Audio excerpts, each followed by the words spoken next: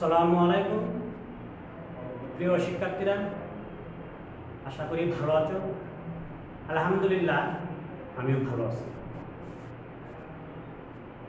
আমরা আজকে আলোচনা করব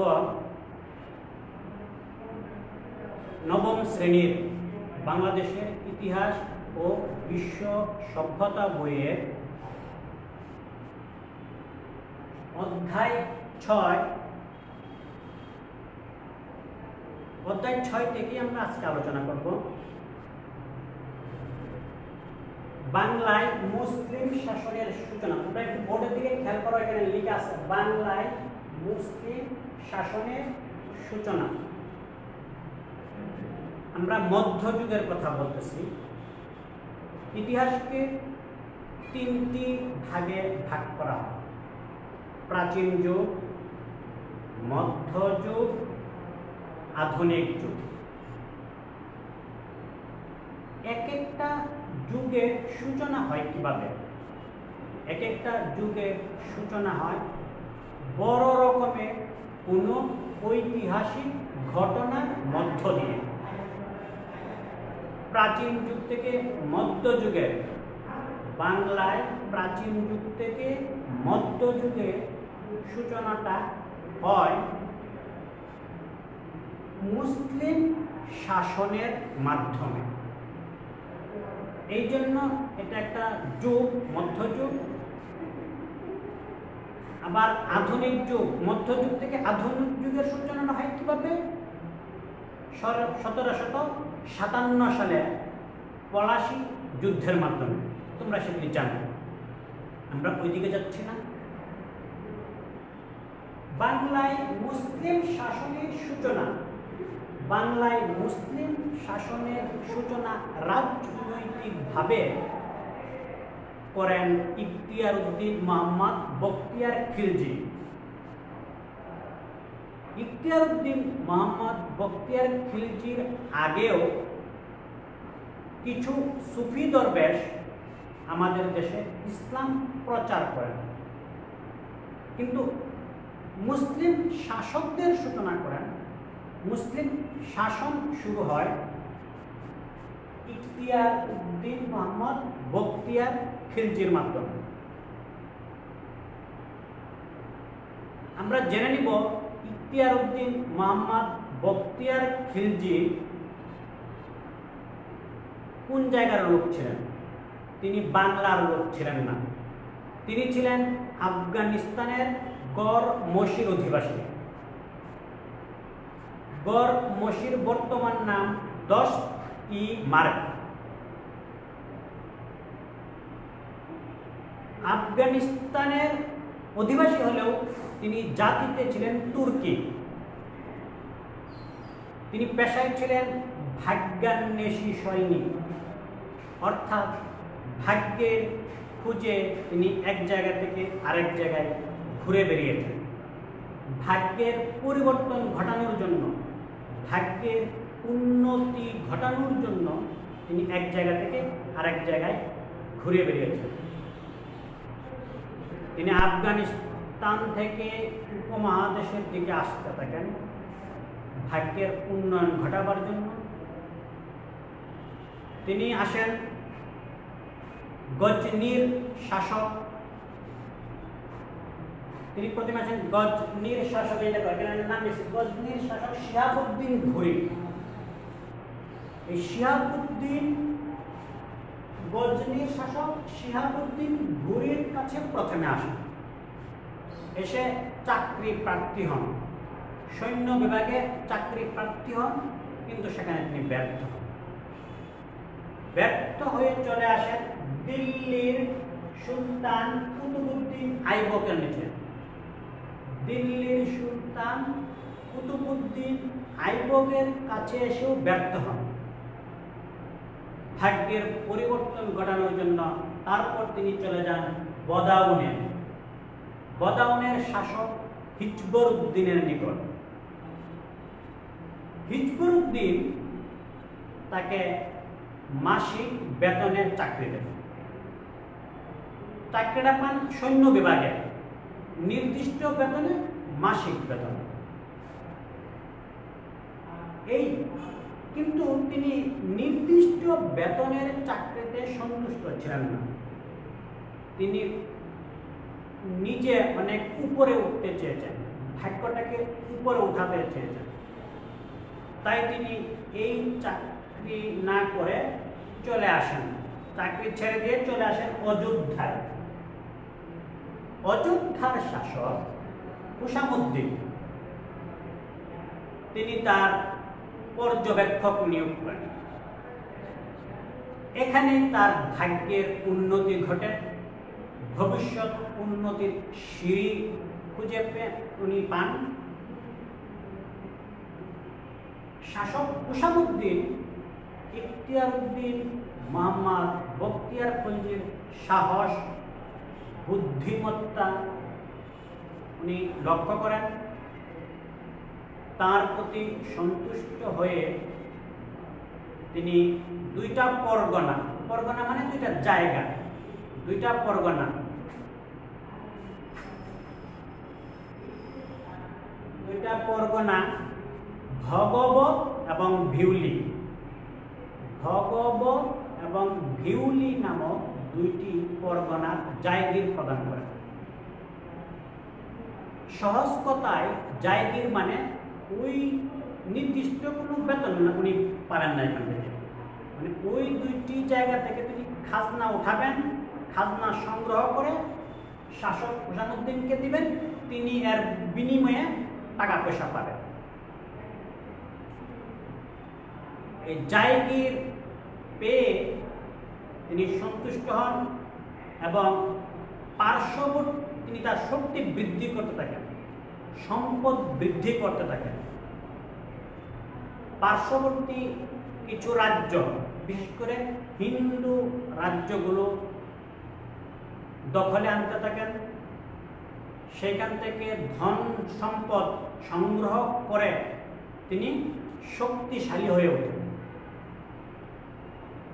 তিনি অনেক ধন সম্পদ সংগ্রহ করে, অনেক অর্থ সংগ্রহ করে, সৈন্যবাহিনী বৃদ্ধি করে, সেনাবাহিনীকে শক্তিশালী করে চলে যান আবার দিল্লির সুলতান কুতুবউদ্দিন আইবকের কাছে। কুতুবউদ্দিন আইবক ছিলেন বড় সাম্রাজ্যের মালিক, বড় শাসক, তাই তিনি কুতুবউদ্দিন আইবকের কাছে গেলেন। আইবকের উৎসাহ উদ্দীপনা পেয়ে তিনি ফিরে আসেন, অনেক রাজ্য দখল করতে থাকলেন, শক্তি বৃদ্ধি করতে থাকলেন। তিনি বিহারে এসে দেখতে পেলেন একটা দুর্গের মতো একটা জায়গা, দুর্গের মতো জায়গা দেখতে পেয়ে তিনি ওটার ভিতর প্রবেশ করেন। প্রবেশ করে দেখলেন মুন্ডিত মস্তকের কিছু লোক, মুন্ডিত মস্তক মানে ন্যাড়া মাথা, মানে একদম মাথা ছাঁচা, মাথায় কোনো চুল নেই, ন্যাড়া মাথার লোক কিছু দেখতে পেন। ওই ন্যাড়া মাথার লোকগুলোকে তিনি হত্যা করেন, ওইখানকার সম্পদ লুট করেন, সম্পদ হস্তগত করেন, নিজের শক্তি বৃদ্ধি করেন। যে জায়গাটাতে তিনি লুণ্ঠন চালান সেই জায়গাটা কিন্তু একটা বিহার। বিহার মানে একটা বিদ্যাপীঠ, যেখানে বিদ্যা অর্জন করা হয়, ছাত্র শিক্ষক থাকেন, অনেকটা বিশ্ববিদ্যালয়ের মতো। তোমরা জানো ধর্মপাল কিছু বিহার নির্মাণ করেন, ওই বিহারটিও ধর্মপালের আমলের উদন্ত বিহার। ওই বিহারের নাম অনুসারেই ওই অঞ্চলটার নাম রাখেন বিহার এবং রাখেন ইখতিয়ার উদ্দিন মোহাম্মদ বখতিয়ার খিলজি। যাই হোক, উনি বিহার দখল করার পরে মন চাঙ্গা হয়, মনে শক্তি আসে। তিনি ভাবলেন এবার আমি যাব বাংলার দিকে। তিনি বাংলার দিকে অগ্রসর হতে থাকেন। বাংলায় তখন রাজা লক্ষণ সেনের শাসন চলছিল। রাজা লক্ষণ সেন একজন বৃদ্ধ শাসক ছিলেন। জানা যায় উনি 62 বছর বয়সে সিংহাসনে আরোহণ করেন। তার মানে মানসিকভাবে উনি দুর্বল ছিলেন, শারীরিকভাবে দুর্বল ছিলেন। এই কথা ইখতিয়ার উদ্দিন মোহাম্মদ বখতিয়ার খিলজি অবগত হয়ে বাংলা দখলের পরিকল্পনা করেন। সেই অনুযায়ী অগ্রসর হতে থাকেন। ইতোমধ্যে লক্ষণ সেনের এক জ্যোতিষী ভবিষ্যৎবাণী করেন যে রাজা লক্ষণ সেনকে বলেন যে আপনার রাজ্য একজন তুর্কি বীরের হস্তগত হবে। রাজা লক্ষণ সেন জানতে চাইলেন ওই তুর্কি বীরের অবয়ব কেমন হবে। জ্যোতিষী বলল তার অবয়ব হবে খাটো প্রকৃতির। উনি হবেন, ওই বীর হবেন খাটো, গায়ের রং কুৎসিত বিশ্রী রকমের কালো, হাত দুটা হাঁটুর পর্যন্ত লম্বা বা হাঁটুর চেয়ে একটু বেশি লম্বা। আমাদের হাতগুলো কিন্তু স্বাভাবিক লম্বা। সকল মানুষ উচ্চতা অনুসারে প্রত্যেকের হাতগুলো স্বাভাবিকভাবেই লম্বা, কিন্তু ইখতিয়ার উদ্দিন মোহাম্মদ বখতিয়ার খিলজির হাত দুটো ছিল হাঁটুর নিচ পর্যন্ত লম্বা। জ্যোতিষীর এই ভবিষ্যৎবাণী তিনি খুব একটা আমলে নেন নাই। রাজা লক্ষণ সেন তার রাজ্যে প্রবেশের যে রাস্তা ছিল তেলিয়াগড় এবং সিকরিগড়, যে মানে বিহার থেকে বাংলায় প্রবেশের যে দুটো রাস্তা ছিল, একটা হচ্ছে তেলিয়াগড়, একটা হচ্ছে সিকরিগড়। এই তেলিয়াগড় এবং সিকরিগড়ে লক্ষাধিক সৈন্য সমাগত করলেন। তিনি নিশ্চিত থাকলেন যে তুর্কি বীর ইখতিয়ার উদ্দিন মোহাম্মদ বখতিয়ার খিলজি বাংলায় প্রবেশ করতে পারবে না, প্রবেশ করতে চাইলেও তার সেনাবাহিনী বাধা দিবে। এর মধ্যে রাজা লক্ষণ সেনের সভাসদরা ইখতিয়ার উদ্দিন মোহাম্মদ বখতিয়ার খিলজির আগমনের বার্তা পেয়ে রাজধানী ত্যাগ করে চলে যান, পলায়ন করেন। শুধুমাত্র রাজা লক্ষণ সেন রাজধানীতে থেকে যান। আবার রাজা লক্ষণ সেনের রাজধানী ছিল দুইটা, একটা ছিল গৌড় আর একটা ছিল নদিয়া। নদিয়া ছিল সাময়িক রাজধানী, মানে অস্থায়ী রাজধানী। গৌড় ছিল স্থায়ী রাজধানী। ইখতিয়ার উদ্দিন মোহাম্মদ বখতিয়ার খিলজি যখন বাংলা আক্রমণ করেন তখন লক্ষণ সেন নদিয়াতেই ছিলেন।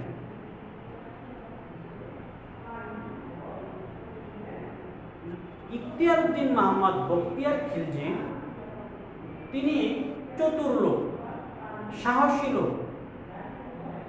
তিনি তেলিয়াগড় এবং সিকরিগড় রাস্তা দিয়ে না এসে ঝাড়খণ্ডের জঙ্গলের ভিতর দিয়ে বাংলায় প্রবেশের আরো একটা রাস্তা ছিল ঝাড়খণ্ডে জঙ্গল। এই ঝাড়খণ্ডের জঙ্গলের মধ্য দিয়ে আসতে থাকেন। তিনি তার সেনাবাহিনীকে ছোট ছোট দলে ভাগ করলেন। তারও বিশাল সেনাবাহিনী ছিল। কৌশল নিয়ে তিনি ছোট ছোট দলে ভাগ করলেন। ইখতিয়ার উদ্দিন মোহাম্মদ বখতিয়ার খিলজি এত ক্ষিপ্র গতিতে জঙ্গলের ভিতর দিয়ে নদিয়াতে আসলেন বলা হয়ে থাকে তার সঙ্গে মাত্র 17 জন, কেউ কেউ বলেন 18 জন, মানে ঐতিহাসিক কেউ বলেন 18 জন, তবে বেশিরভাগ সমর্থন 17 জন। 17 জন অশ্বারোহী 17 জন অশ্বারোহী সৈন্য তার সঙ্গে আসতে পেরেছিল। তার পিছনে আরেকটা দল ছিল, তারপরে আরো একটা দল ছিল, তারপরে আরো একটা দল ছিল।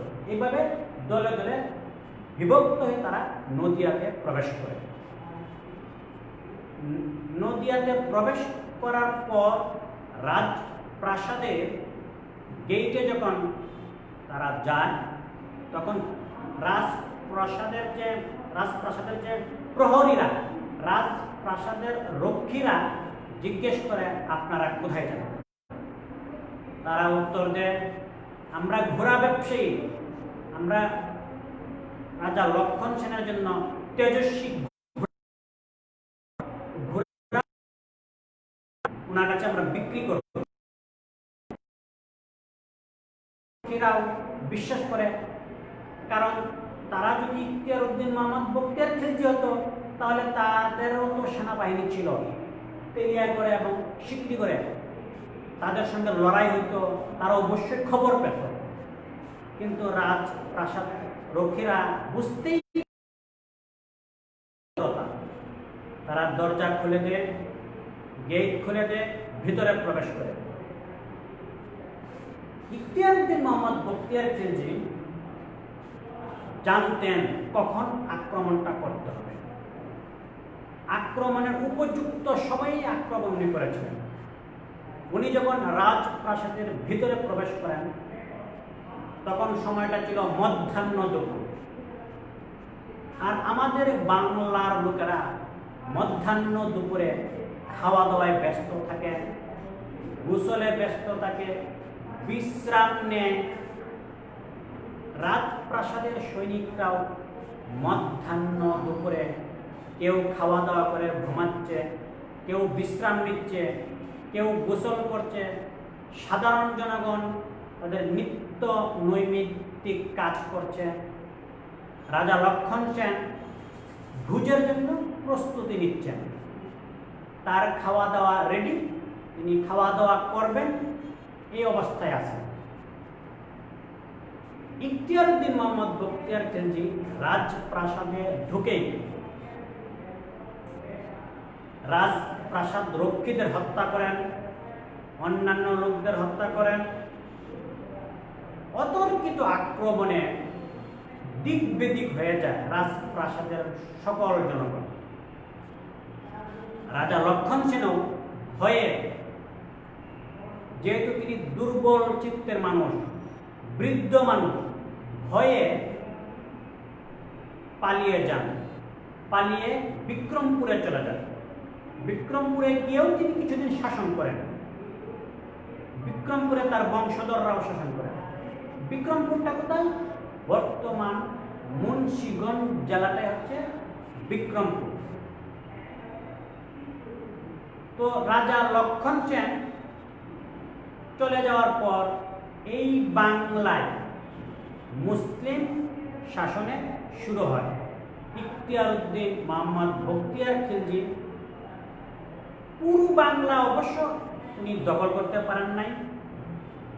যতটুকু তিনি দখল করেছেন ততটুকুর মধ্যেই ইসলামের প্রসারের জন্য মসজিদ, মাদ্রাসা, মক্তব তৈরি করেন, জনহিতকর কাজ করেন। মুসলমানদের কেউ নির্যাতন করলে তা প্রতিরোধ করেন।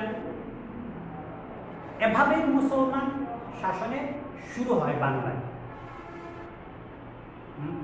দলে দলে হিন্দু ধর্মের লোকেরা মুসলমান হতে থাকে। তখন হিন্দু ধর্মে অনেক কুসংস্কার ছিল, পুরোহিতদের প্রাধান্য ছিল।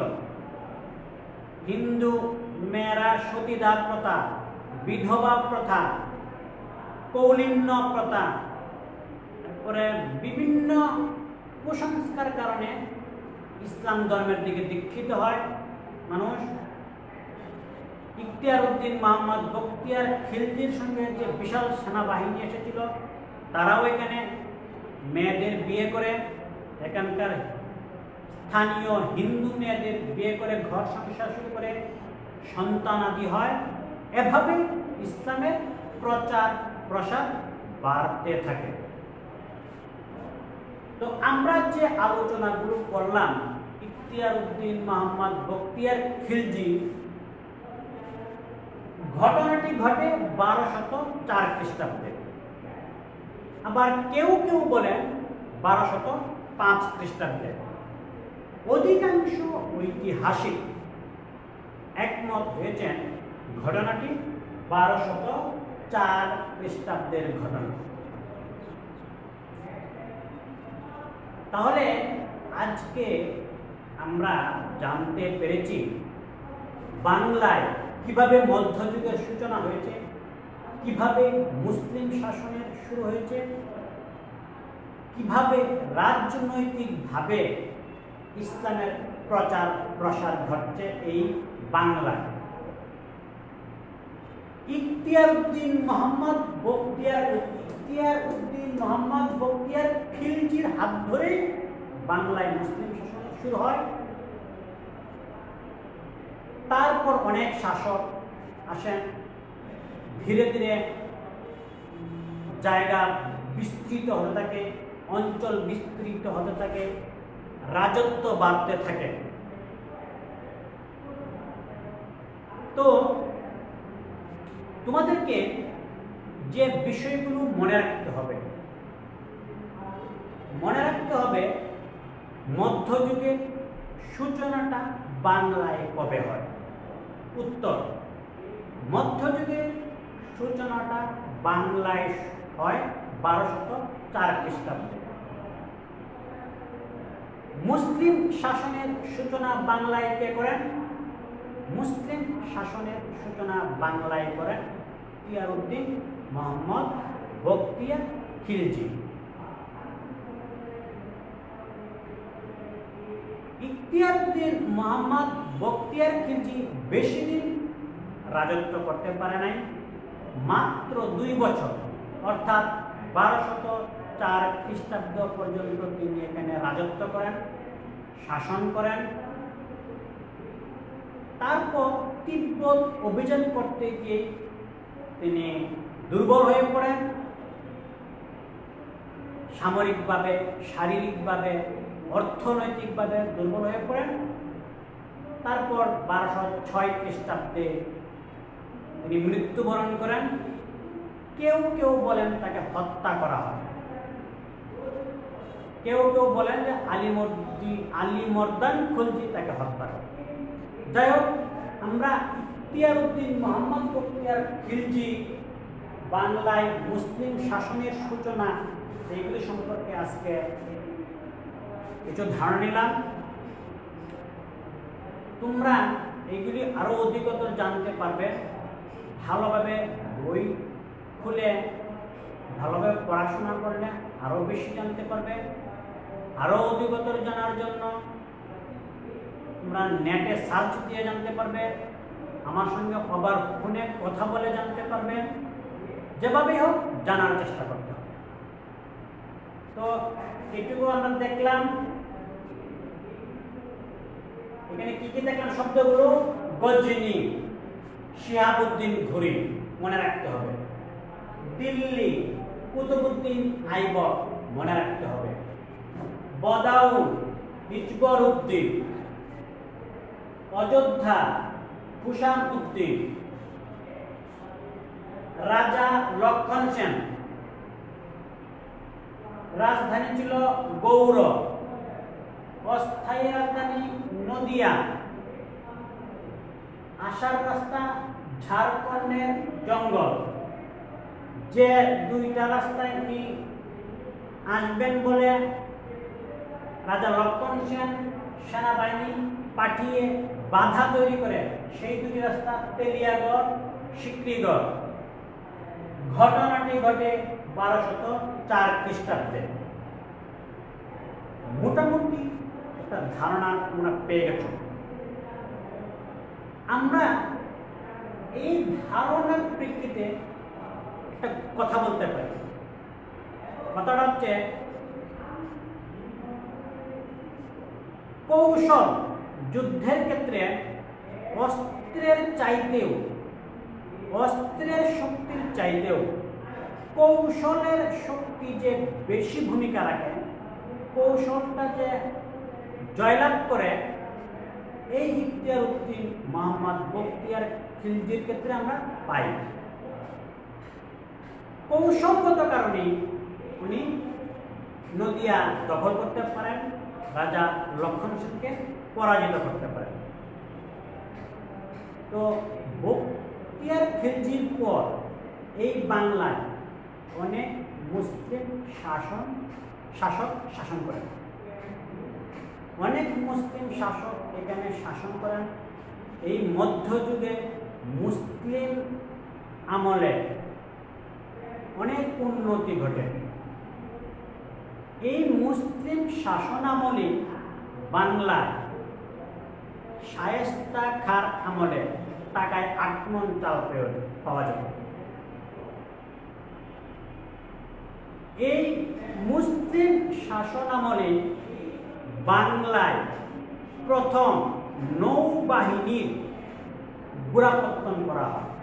প্রথম নৌবাহিনী গড়ে তোলা হয়। নৌবাহিনীর প্রয়োজন ছিল।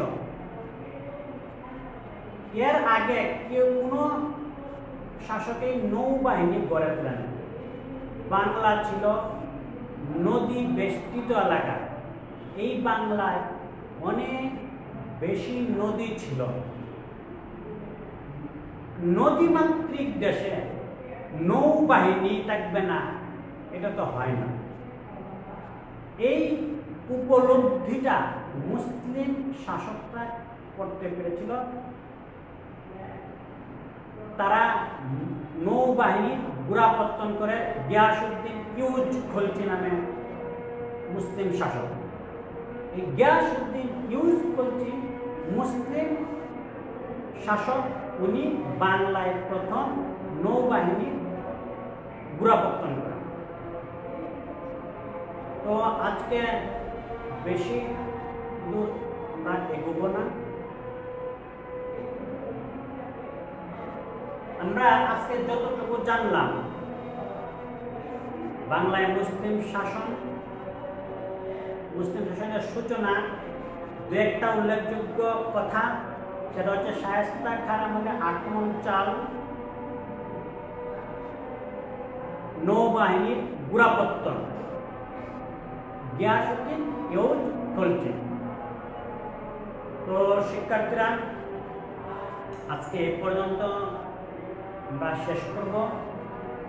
আমাদের পরবর্তী ক্লাসে আমরা আরো একটা সুন্দর অধ্যায়, সুন্দর বিষয় নিয়ে আলোচনা করব। ততদিন পর্যন্ত তোমরা ভালো থেকো, সুন্দর থেকো, সুস্থ থেকো। সবাইকে ধন্যবাদ।